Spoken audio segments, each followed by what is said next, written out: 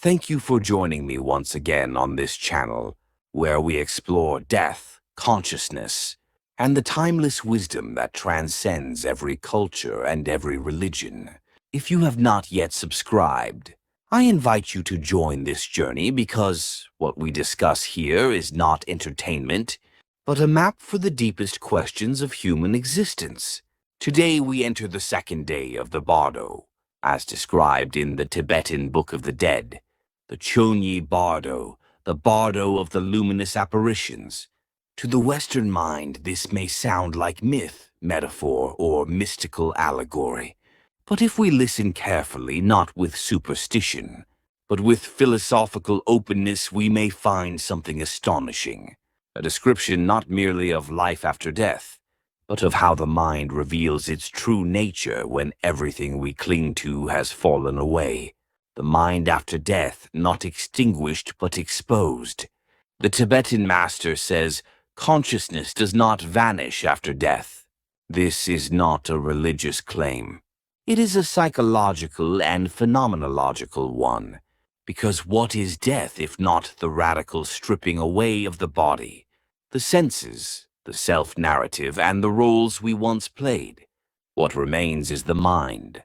Not the everyday mind shaped by habit and fear, but the raw, unfiltered awareness that no longer has anywhere to hide. In the Chönyi Bardo, the deceased encounters lights, deities, peaceful beings, wrathful figures. But Tibetan philosophy insists these are not external gods. They are projections of the mind itself. 心之所显，幻影非真, all appearances are. But the mind's own reflection's illusory, not ultimately real. To the Western listener, think of Carl Jung's archetypes, the shadows and gods that arise from the collective unconscious. Think of Plato's cave, where the soul, upon leaving the body, confronts the blinding light of the real. Think even of modern neuroscience, where dreams, trauma, memory, and fear blend into symbolic landscapes. The Bardo is not a fantasy realm. It is a mirror of the self in its most honest and unforgiving form. The second day, the turning point of the soul. If the first day after death is the soul's chance to return to its original nature, to recognize the pure light of awareness, then the second day is the moment where most beings falter. Why? Because the truth is blinding, the light of consciousness is overwhelming, and the self, untrained in honesty, turns away. This is the tragedy of the human condition. We fear our own potential as much as we fear our own shadows. As the second day begins, silence descends. The radiant light of the first day fades, and the deceased stands in a curious darkness, not yet hellish, but heavy, humid, unfamiliar. Something has shifted. The world is no longer out there. It is inside.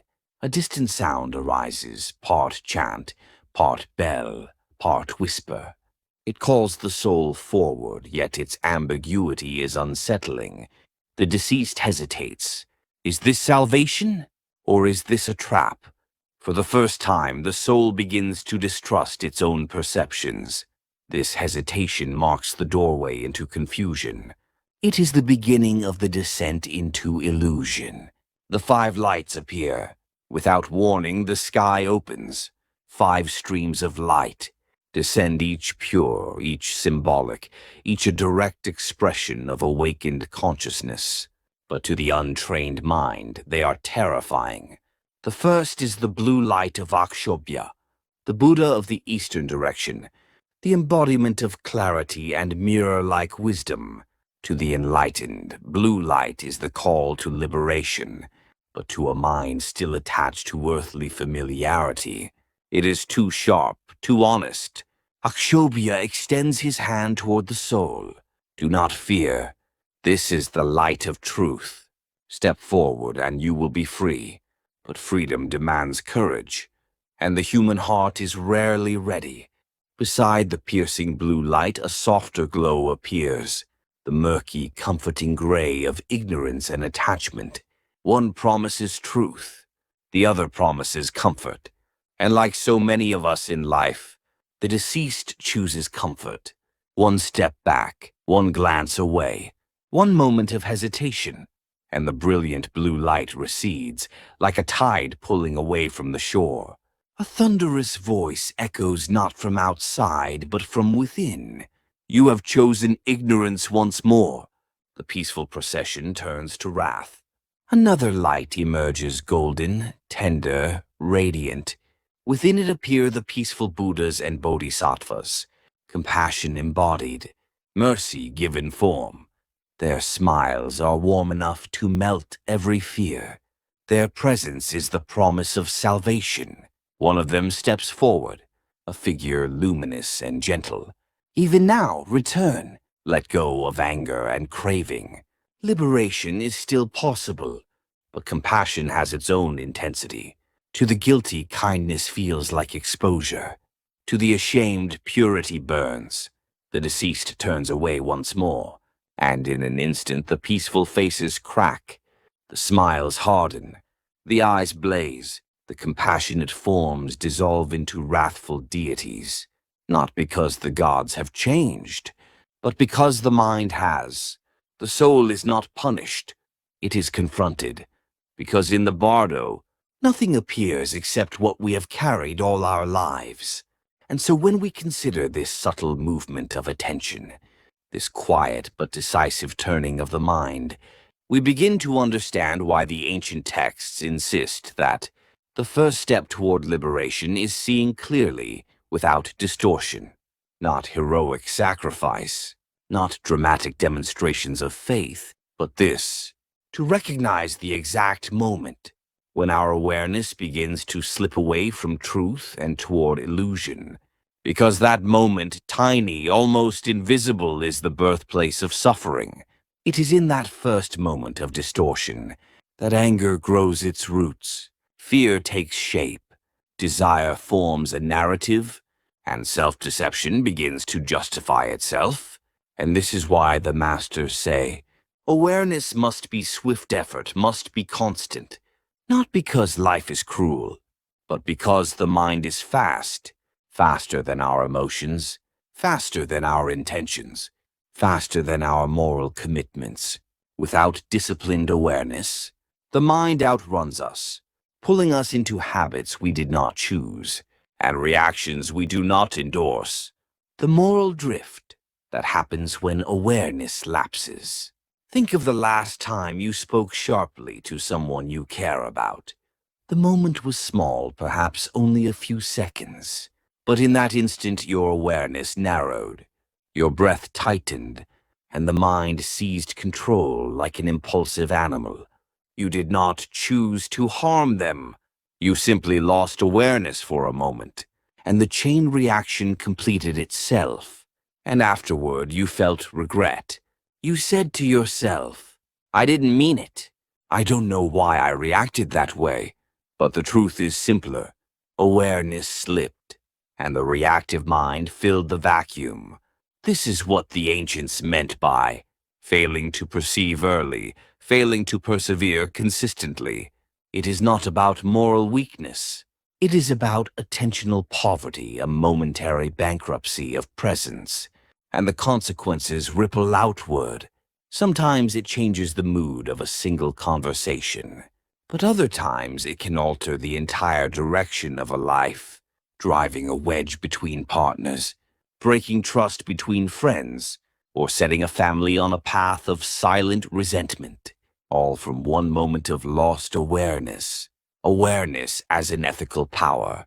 When we hear the word awareness, in the modern world we often think of self-care, mindfulness apps, breathing exercises, or stress reduction. But the ancients saw awareness differently. For them, awareness is a moral force. It is the guardian of the heart. It protects our integrity. It defends our commitments. It prevents small impulses from becoming real harm. Awareness is the difference between a passing irritation and an act of cruelty. It is the difference between recognizing one's desire, and becoming enslaved by it. It is the difference between a fleeting fantasy and a destructive decision. Without awareness, the mind is like a horse without reins, fast, powerful, beautiful, but capable of running off cliffs.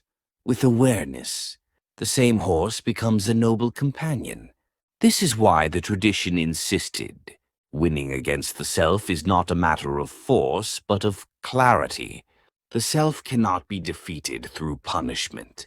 It can only be transformed through understanding, and understanding begins with awareness. Why early recognition matters. Every emotional storm begins as a drop. Every ethical failure begins as a whisper.